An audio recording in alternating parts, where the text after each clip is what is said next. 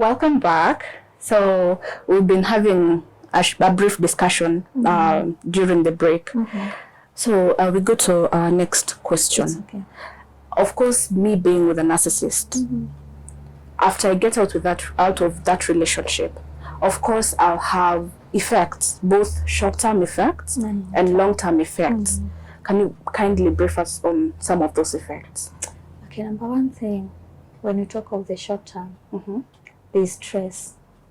Every time you're getting these effects, the way this person communicates to you, the way he behaves, of course it create stress. Utajipata vile unakaa job, vile unakaa na watoto, it's just stressful. Hata pengine utaki kumuona around, it's either a man or a woman, whichever party, utapata anakupea stress. Now, also you can find yourself isolating from people.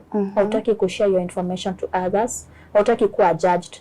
That means you'll isolate yourself from people, wasijue what you're going through. Because that, like us ladies, mara mingi unapata wengine, it's better akufe na shida yake lakini asiseme, akikaa tu kwa hiyo marriage. Na pia kwa sababu ya community vile wana expect, you are married, you're not supposed to you should be strong. And sometimes they don't even agree, especially with a narcissist. Unajua appearance yake anaapia kuwa mtu mzuri sana. Uko nje. I know, right? Uko nje ni the perfect human being. Baka when you were talking about he's doing this and this, people like, kwani wanawake nini wanatakanga? They're treated so well but still they're complaining. Yes. So utapata kwa sababu ya hiyo, sometimes hata mzazi ama somebody outside there, it's difficult for them to understand what you're going through. It's only you mwenye uko ndani ya nyumba unaelewa what you're going through. So isolation from people, you don't want to share your information, there's stress and anxiety also. Because with these behaviors that tumesema, sometimes unaona hizo physical actions zinana behave, it creates anxiety. You become anxious. How do you what will happen next? Yes. Because I had a friend of mine, after she got out of a 2-year relationship, they had not gotten married, but she came out and her self-esteem ilikuwa uko chini. Self-esteem, self-doubt, there's nothing she could do without, she was just seeking validation. Every time akifanya kitu, even in the simplest and tiniest of things, ata feel the need to ask, iko sawa? Nifanye hivi? Because it really damaged her, and she stayed for like 3 years bila hiyo kitu kama ijamtoka. So is that a long-term effect? That is a long-term effect. A long-term effect na utapata kuna hiyo self-concept yako inakuwa damaged. Self-concept is about your self-esteem, the way you look at yourself, your self-confidence. Ndo unasikia umesema inakuwa ni difficult hata kufanya kitu, anauliza the self-doubt na confidence iko chini. It's because of the issues zenye amepitia pale, inamfanya hajiamini tena. Every time imekuwaga yeye ndo mbaya, yeye ndo amekosa. So ile guilt tripping.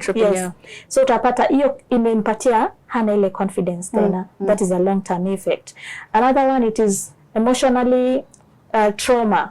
Amekuwa traumatized. Ambayo ukiwa traumatized hivyo, inakuwa very difficult for you to engage in long term relationship ama building a relationship yenye inaweza kuwa very healthy.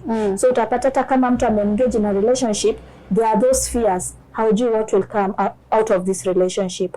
Hata saa zingine utapata mtu ana avoid, hataki ku engage into other relationship because umeenda na ile kugeneralize all men are the same, all women are the same, they are all animals, they are all those terms. That particular animal they use. Wote ni umbwa, such things. So unapata it's because of what you've gone through, so ume generalize pia kwa wengine. Okay. Yes. So for example, I'm in a narcissistic relationship, and na nimekuwa nikifidiwa na self-doubt.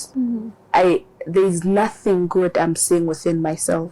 How do I get myself to leave that relationship? Okay. Okay, number one, it is to be aware of yourself.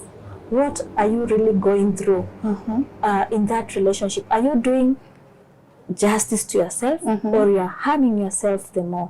You need to be self-aware.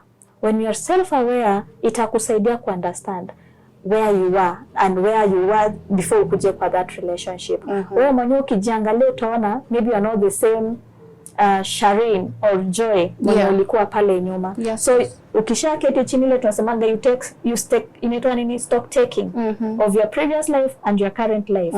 So ukiona there's nothing you are doing in that relationship, it's better to quit than ukue pale you want to please people, you want to please, maybe you talk of the children, but here you as a person, there's nothing good is happening in you. Yes. Okay. So when I leave, and clearly I am damaged because we've spoken about the effects that you will have both short term and long term when you're in a narcissistic relationship. So how can I seek help? Where are the places that I'll seek help? Number one, it is to surround yourself with people who are supportive. Surrounding yourself with people when wako supportive, maybe to have friends when unaweza ambia issues zenye unapitia, maybe to have your parents where you can share those personal issues, because usipopata that support, remember bado utatoka kwa watu na watakuwa bado wanakurudisha kufeel like you're the one who made this mistake. Ungevumilia tu, ungekaa tu.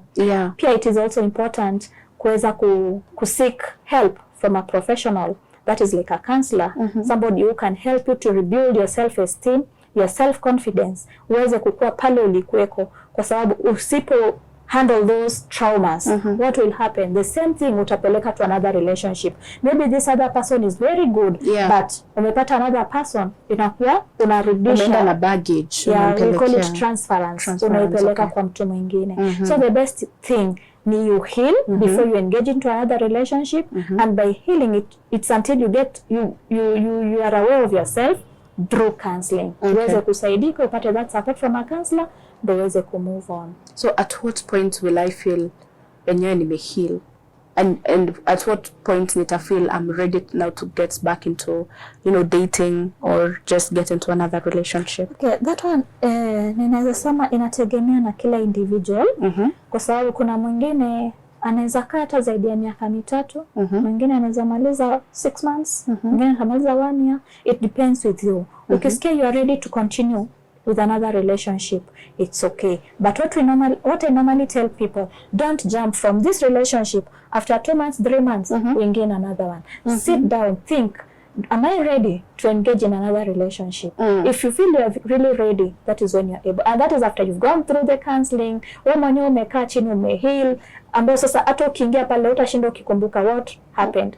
Tunasemaga unaweza samehea but huwezi sahau. So unaweza kulisamehea the past, but maybe haujasahau. But hiyo kusahau, it is a journey. But again, not everybody atakuwa similar to the past or to the ex. Okay, because there's some, for instance, we say women in a relationship, you can be dating a person or being in a marriage for like 5 years, but ulisha detach from that particular marriage. You're just existing there physically. Maybe because of the children. Exactly, precisely, kwanza especially that. And you find you're just existing. So umetoka finally. You've been existing for like 5 years. Umetoka finally. Now, mtu anaweza sema ulikuwa umeheal ukiwa huko, ama you still need time to recuperate and think things through. You still need time. You still need time because ulikuwa unaishi not in reality. Uliishi because you want to please the children, you want to please the community or the society. So you need to heal. Huwezi sema ati ulikuwa umeheal wakati ulikuwa uko distant, emotionally distant. That is not healing. You are still paining even in that relationship ukiwa pale na the same person in the same house. So meaning is not healed. So I just bado ningoje until your time, I feel. Take your time, considering there are also children, and especially if you are married, remember there are also children who are there. And being a mother or a father, you are a role model to these children. So umeingia kwa another one, wewe mwenyewe hujahil na bado hapa kuna watu wenye wanakuangalia. What are you showing them? Whatever you are doing, hiyo ndo bado pia nao wanaenda kureproduce. Because children learn through observation. Sure. So ukiengage kwa another one, unaenda tena na hurt. Remember pia these children wamezaingia pale, they are also hurting. It's not only you who is hurting.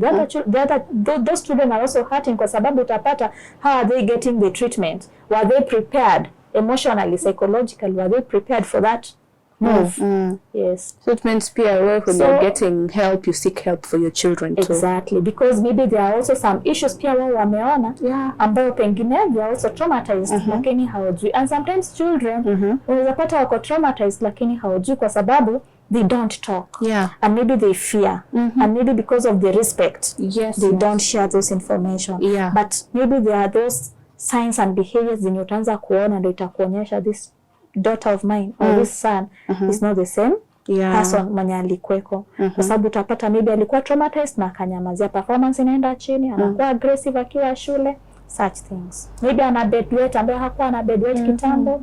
Those are some of the things you can notice from a kid. Because I've interacted with some kids, some children who grew up in those narcissistic families. And mtoto ana grow up akisema, me, I will never want to get married. I'd never want to get married because she or he associated marriage with stress and nothing good. Hakuna kitu mzuri alikuwa anaona na marriage. So as we've heard, ladies and gentlemen, let's seek help. Let's go out there and let's try to be better for ourselves. So Joy, thank you so much for sharing this information. I was really looking forward to this topic because it's been something, of course, personal, something I will implement personally, and then it's also something that many people out here are going through. Sure. So kindly share with us watakupata wapi, watu mtu akitaka Joy atampata wapi, physical location, social media. Okay, even before nifike kwa the social media and where to get us, I know there's a lot about this topic ambao pengine hatujaweza ku capture at once, and maybe unaweza jipata kama our viewers kuna information umebaki haujui what exactly, maybe tungependa kuuliza maswali fulani, because hizo zenye nimemention ni just a few of these things zenye unaweza experience. Maybe my number unaweza chukua, it is 0720 84 24 15 0720 84 24 15. Na kwa our Facebook utanipata as Nailepo Counseling Services. Yes. Based in Nakuru. Yeah, we are based in Nakuru, AFC building, karibu na NHIF building office. Okay. Yes. Thank you so much, Joy. Karibu. Me personally, it's been an enlightening session for me, and some things that I'd never noticed before. And right now, imenifanya nimekuwa very like awake, and I'm like, okay, I can see there you're trending. So yeah, thank you so much for this enlightening space. I wish tutakuwa na more time and we'll get to discuss so many more topics, and especially narcissism. Hatujamaliza. It's so shallow, tumetajia tu juu kidogo. Yeah, but I hope next time tutaweza we delve into the depths of narcissistic relationships. So thank you so much for gracing our show. Thank you. Asante. Ladies and gentlemen, it's been Life and Style, and today we've talked about narcissistic relationships. We've mentioned a few things of how you'll notice you're in a narcissistic relationship, how to get out, how to protect yourself. And for more details, contact our social media platforms at Faraja TV Kenya.